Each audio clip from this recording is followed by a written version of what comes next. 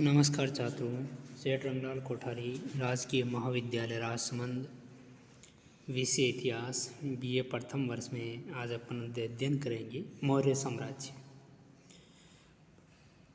जैसे मौर्य साम्राज्य ईसा पूर्व 4वीं शताब्दी में भारत की पश्चिमोत्तर सीमा पर यूनानी शासक जो सिकंदर महान का आक्रमण हुआ था, उसके फलस्वरूप पश्चिमोत्तर भारत की राजनीतिक स्थिति में एक बहुत ही आमूलचूल परिवर्तन हो गया था।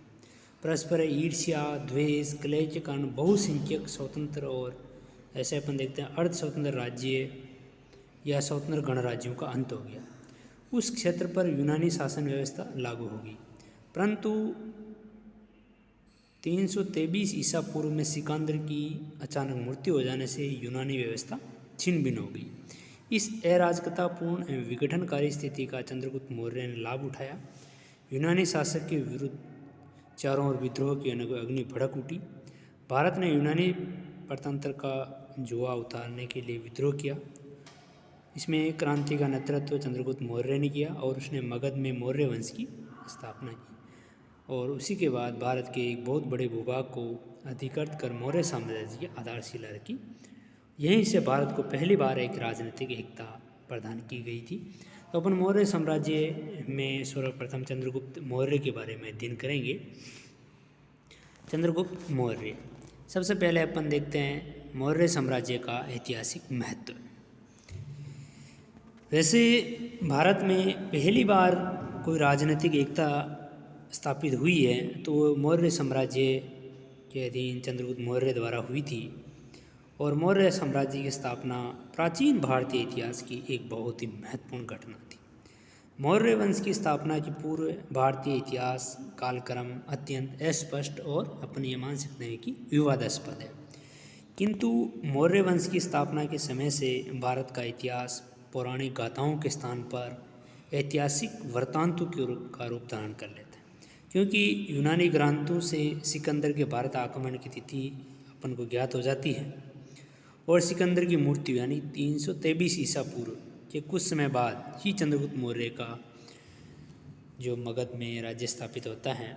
इसे हम इतिहास के वर्तों और घटनाक्रमों को संभावित ऐतिहासिक तिथियों के पृष्ठ पर आधारित कर सकते हैं। यद्यपि चंद्रगुप्त मौर्य के राज्याभिषेक की विभिन्न तिथियां ऐतिहासिक ग्रंथों में मिलती हैं, परंतु वे सभी एक दूसरे के इतने निकट है कि एक सर्वसम्मत तिथि निर्धारित करने में अपने को कोई विशेष कठिनाई नहीं आती है। इस युग का दूसरा महत्व है जो अपन देखते हैं मौर्य शासकों का विदेशों से संबंध। पहली बार मौर्यों ने विदेशी शासकों के साथ कूटनीतिक एवं राजनीतिक संबंध स्थापित किए, जिसके फलस्वरूप हम अंतर्राष्ट्रीय घटनाओं के सहारे भी भारतीय ऐतिहासिक घटनाओं का कालक्रम निर्धारित कर सकते हैं। तो अपन देखते हैं चंद्रगुप्त मौर्य का प्रारंभिक जीवन। मौर्य साम्राज्य के संस्थापक चंद्रगुप्त मौर्य का प्रारंभिक जीवन अंधकारमय है, क्योंकि उसके बारे में अपन को कोई विशेष जानकारी नहीं मिलती है। विभिन्न ऐतिहासिक स्रोतों से भिन्न भिन्न वृत्तांत प्राप्त होते हैं। वैसे यूनानी इतिहासकारों ने चंद्रगुप्त को कई भिन्न भिन्न नामों से पुकारा है। जैसे यूनानी इतिहासकार जो स्ट्रेबो, एरियन, जस्टिन, इन्होंने चंद्रगुप्त मौर्य को सेंड्रोकोटस के नाम से पुकारते हैं। तो प्लूटार्क नामक यूनानी इतिहासकार था, उन्होंने एंड्रोकोटस लिखा था। यूनानियों के ये सेंड्रोकोटस और एंड्रोकोटस ये सभी नाम चंद्रगुप्त मौर्य के ही पर्यायवाची माने जाते हैं। भारतीय लेखकों ने भी चंद्रगुप्त मौर्य के लिए विभिन्न नामों का उपयोग किया है। जैसे विशाखा दत्त का जो ग्रंथ है मुद्रा राक्षस, उसमें चंद्रशिरी यानी चंद्रशिरी नाम मिलता है। वर्षल आदि शब्दों का प्रयोग भी किया गया है। वैसे चंद्रगुप्त मौर्य की वंशोत्पत्ति के संबंध में अनेक साक्ष्य मिलते हैं, परंतु वो इतने अस्पष्ट और परस्पर विरोधी हैं कि किसी एक निर्णय पर पहुंचना आसान नहीं है। इसमें उनकी चंद्रगुप्त मौर्य की जाति के संबंध में दो मान्यताएं प्रचलित हैं। एक ये है कि वह शूद्र अथवा निम्न जाति का था, दूसरी मान्यता है वह क्षत्रिय था। ब्राह्मण साहित्य पहले मत का समर्थन करता है, यानी कि ब्राह्मण साहित्य कहते हैं कि चंद्रगुप्त मौर्य शूद्र अथवा निम्न जाति का था, जबकि इसके ब्राह्मण साहित्यों के अलावा जो अन्य साक्ष्य हैं वो चंद्रगुप्त मौर्य को क्षत्रिय बताते हैं।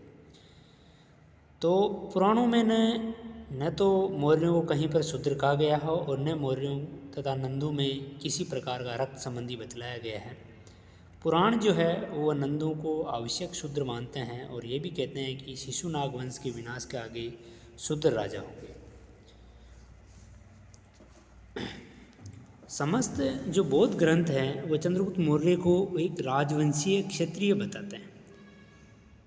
महावंश जो बौद्ध ग्रंथ हैं उसके अनुसार वह मौर्य क्षत्रियों के वंश में पैदा हुआ था।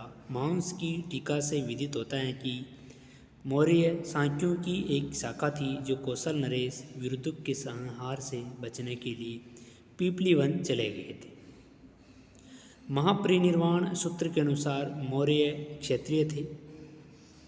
जैन ग्रंथ भी चंद्रगुप्त मौर्य को क्षत्रिय बतलाते हैं। परिशिष्ट पर्वन जो ग्रंथ है में उसे मयूर पोषकों के सरदार का पुत्र बतलाया गया है। तो अपन देखते हैं कि चंद्रगुप्त मौर्य की जाति के विशेष में विवादास्पद स्थितियाँ हैं, लेकिन फिर भी चंद्रगुप्त मौर्य ने मगध में एक राजनीतिक साम्राज्य स्थापित किया था। चंद्रगुप्त मौर्य सही अर्थों में भारत का प्रथम सार्वभौम सम्राट था। वह एक युग पुरुष था, परंतु ऐसे व्यक्ति की प्रारंभिक जीवनों के बारे में भी हमें बहुत कम जानकारी उपलब्ध है। अब अपन देखते हैं चाणक्य का प्रारंभिक जीवन। चाणक्य चंद्रगुप्त मौर्य का प्रधानमंत्री रहा है। यूनानी लेखों को छोड़कर अन्य प्राय सभी लेखों में इस बात का उल्लेख मिलता है कि नंद वंश का विनाशक चाणक्य था। परंतु दुख की बात यह है कि इस महान व्यक्ति यानी चाणक्य के प्रारंभिक जीवन के बारे में हमारे पास बहुत ही कम जानकारी है। बौद्ध और जैन ग्रंथों से इसके बारे में थोड़ी बहुत जानकारियाँ उससे मिलती हैं। वैसे चाणक्य का जन्म तक्षशिला के एक ब्राह्मण परिवार में हुआ था। बचपन में पिता की मृत्यु हो गई। चाणक्य बचपन से ही कुशाग्र बुद्धि वाला था। उसने शीघ्र ही वैदिक साहित्य, शस्त्र संचालन, मंत्र विद्या, नीति शास्त्र में दक्षता प्राप्त कर ली। एक दिन उसकी माता रोने लगी। पूछने पर उसने बताया कि बेटा, तुम्हारे भाग्य में छत्र धारण करना लिखा है और मुझे भय है कि राजकार्य के चक्कर में फंसकर तुम मुझे भूल नहीं जाओगे। तब चाणक्य ने पूछा कि उसके शरीर के किसी अंग पर राजसत्ता अंकित है। माँ ने बताया कि दांतों पर। बस चाणक्य ने अपने दांत तोड़ डाले और माँ के पास रहने उसकी सेवा करने लगा। उस समय में मगध में नंद वंश का शासन था। नंदराज ने पुष्पपुर नगर में एक भुक्तिशाला बनवा रखी थी। वहाँ बैठकर ब्राह्मणों को दान दिया करता था, है ना। मगध के अंदर पुष्पपुर के अंदर नंद वंश के राजा ने एक भुक्तिशाला बनी हुई थी जहाँ पर वो ब्राह्मणों को दान देता था। एक दिन चाणक्य भी नंदराज के दरबार में पहुँच गया और वहाँ वे मुख्य ब्राह्मण के आसन पर बैठ गया। नंदराज ने जब एक कुरु ब्राह्मण को उस स्थान पर बैठा देखा तो उसे बहुत बड़ा गुस्सा आया और उसने चाणक्य को वहाँ से हटा दिया। इस अपमान से कुपित होकर चाणक्य ने उसी क्षण नंद वंश की विनाश की प्रतिज्ञा की। इसी घटना के बाद चाणक्य किसी योग्य क्षत्रिय लड़के की तलाश में निकल पड़ा जिसे नंदू के बाद सम्राट बनाया जा सके। घूमते घूमते एक गांव में उसे चंद्रगुप्त मिल गया। चंद्रगुप्त की योग्यता से प्रभावित होकर चाणक्य उसे अपने साथ ले लिया और उसे शस्त्र विद्या में पारंगत किया। फिर एक सैन्य दल तैयार किया और नंदू के विनाश के बाद चंद्रगुप्त को सिंहासन पर बिठाया था। इस तरह चाणक्य के प्रारंभिक वर्ष के बारे में अपन को जानकारी मिलती है। अब अपन देखते हैं चंद्रगुप्त मौर्य की जो विजय अभियान है, जिसमें अपन पंजाब और सिंध की विजय और मगध की विजय के बारे में देखते हैं। वैसे चंद्रगुप्त और चाणक्य के योग के बाद दूसरा सबसे महत्वपूर्ण विवादास्पद प्रश्न हमारे सामने ये उत्पन्न होता है कि चंद्रगुप्त मौर्य और चाणक्य ने मिलकर सबसे पहले मगध को जीता या पंजाब और सिंध की विजय की। इस पर काफ़ी मतभेद है। वैसे यूनानी लेखकों ने चंद्रगुप्त की केवल पंजाब विजय का उल्लेख किया है और भारतीय ग्रंथों ने केवल मगध विजय का किया है।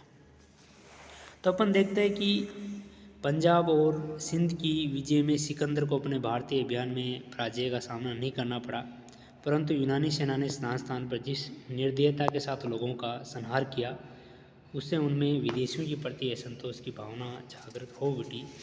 चंद्रगुप्त और चाणक्य ने इसी असंतोष को भड़काकर यूनानियों के विरुद्ध स्वतंत्रता संघर्ष का सूत्रपात किया। पश्चिमी भारत के स्वाधीनता संग्राम का नेता चंद्रगुप्त था।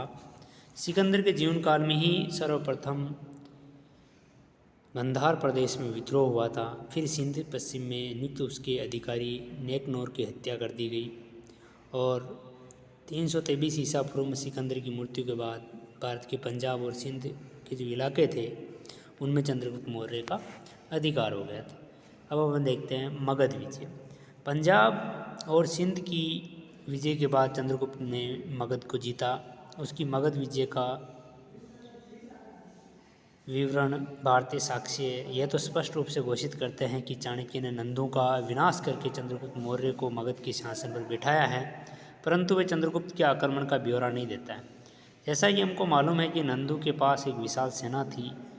नंद वंश को मौर्य शासकों द्वारा पराजित करने या नंदों को सिंहासन से हटाने के लिए निश्चय ही एक भयंकर युद्ध लड़ा हो गया। मुद्रा राक्षस नाटक में जिस ढंग से षड्यंत्रों या गुप्त मंत्रणाओं को महत्व दिया गया, उससे भी अनुमान लगाया जा सकता है कि इस युद्ध में सैनिक शक्ति के साथ साथ साम दाम दंड और भेद की कूटनीति की भी महत्वपूर्ण भूमिका रही होगी। मगध विजय में चाणक्य का प्रमुख हाथ रहा है। उसके बाद हम देखते हैं सेल्यूकस के साथ युद्ध। सिकंदर की मृत्यु के बाद साम्राज्य विभाजन के लिए उसके मुख्य सेना नायकों में आपस में संघर्ष हुआ था और एशियाई प्रदेशों के स्वामित्व के लिए सेल्यूकस और एंटोगोनस में युद्ध छिड़ गया।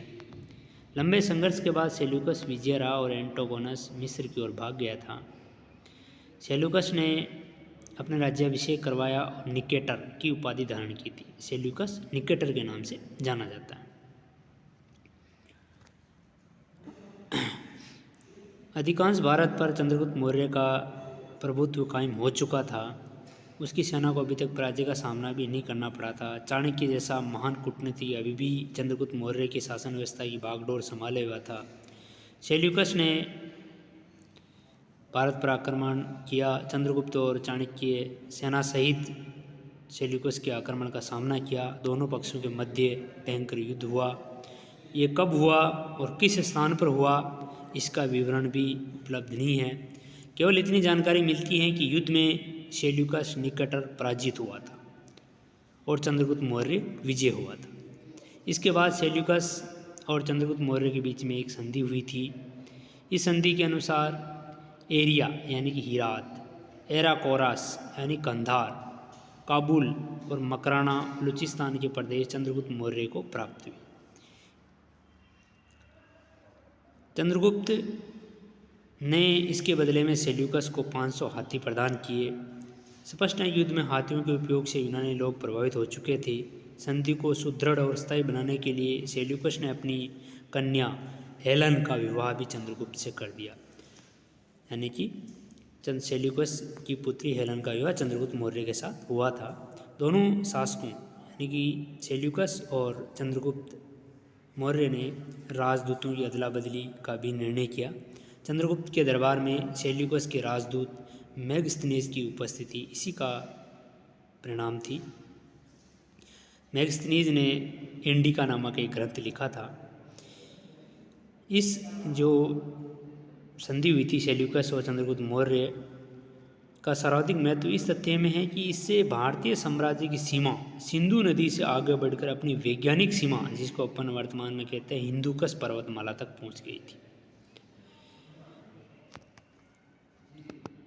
इस संदर्भ में डॉक्टर स्मिथ का कथन बहुत ही महत्वपूर्ण है। उन्होंने लिखा है कि 2000 वर्ष से भी अधिक हुए भारत के प्रथम सम्राट ने यानी कि चंद्रगुप्त मौर्य ने इस प्रकार उस वैज्ञानिक सीमा को प्राप्त किया जिसके लिए उसके अंग्रेज उत्तराधिकारी व्यर्थ में ही आहें भरते रहे, जिसको कि 16वीं और 17वीं शताब्दी के मुगल सम्राटों ने भी कभी पूर्ण रूप से प्राप्त नहीं किया। भारत की जो वैज्ञानिक सीमा हिंदुकश पर्वतमाला तक भारत का जो साम्राज्य स्थापित किया था वो चंद्रगुप्त मौर्य ने किया था और उसके बाद किसी भी शासक यानी कि अंग्रेज मुगल सम्राटों ने भी इस जो भारत की वैज्ञानिक सीमा थी उसको नहीं छू सके। तो इसलिए भारत का जो मगध के अंदर रहते हुए चंद्रगुप्त मौर्य ने भारत में पहली बार एक राजनीतिक एकता और एक सुदृढ़ राज्य की स्थापना की। धन्यवाद छात्रों। आगे अपन बिंदुसार और अशोक के बारे में अध्ययन करेंगे।